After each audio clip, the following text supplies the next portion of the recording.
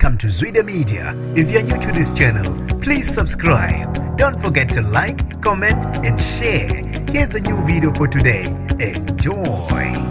Amaphoyisa aseNorthwest asephuma umkhankaso wokuthungatha abasolwa abaqumise baphinde abarobha imonto yemali ehlobo le-G4S babaleka nesamba semali engaziwa. Lesigameko senzeke eRustenburg ngase Civic Center ngesonto. Sanibonani nginibingelele ngiphinde nginamukele kuphina kuphi la nibola khona le video. Mangokuqala usijonele lekhasi wamolekile igama lami ngusibonga konke wakandwande Mothanda ungangibeza intatheli ka YouTube. Badilikelwe imana abahlali base Western Cape emva kokudunwa kwemonto yemali abasolwa abangaziwa bebese beyitapela ke obuthapho yona imali. Ngokwembiko yamaphoyisa abasolwa basebenzisa uhlobo lemonto yeMercedes ukuphazamisa yona lemonto yemali ukuyikhipha emgwaqeni. Bebeke sebefosa onogada ukubakhipha, babeke sebeqhumisa ngeziqhumane, bebese betapa ke ukuhlukahlukana abantu. Kanti ke kube khona ukudubulana kodwa ke akekho othe walimala. Ngokwembiko yamaphoyisa bathi kuyingozi kakhulu ukuthi abahlali bezitapele uma kwenzeke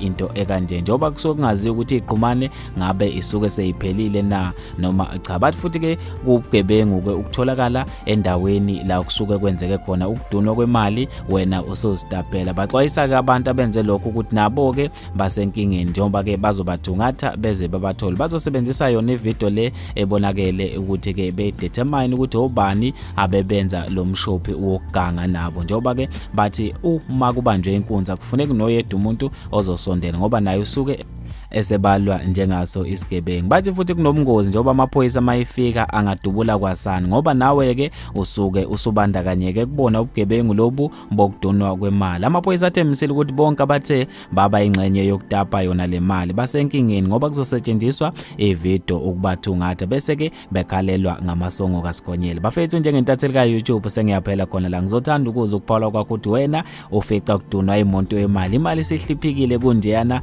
ungatapa noma uthi nje cho angeke ngize ngizibandakanye esigamekweni esifana nalesa. Siqedeke le ndaba akhona lapha kwi comment section. Mina ke sengiphuma kanje ngithi awungibambe evideni elandelayo.